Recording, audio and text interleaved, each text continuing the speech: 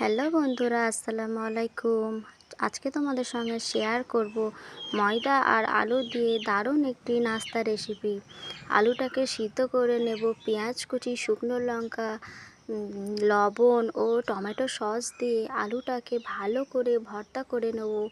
হাত দিয়ে চেপে চেপে ভালো করে ভর্তাটা হয়ে গেলে একটি বোলের মধ্যে 1 কাপ ময়দা, অল্প পরিমাণ লবণ ও 2 চামচ মতো সাদা তেল দিয়ে ভালো করে মেখে নেব।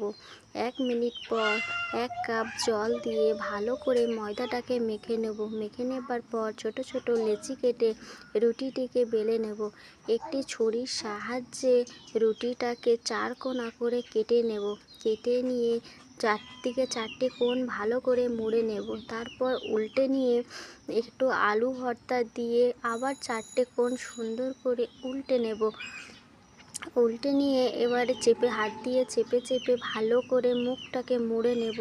মুখটাকে মুড়ে নেবার পর তারপরে মাঝখানটায় একটু মৌরি দিয়ে নেব। মৌরি দিয়ে নিয়ে আবার উল্টে নিয়ে আলতো করে হাতের উপরে ফুলটি খুলে নেব। ফুলটি খুলে নেবার পর হয়ে গেল আমাদের ফুল রেডি।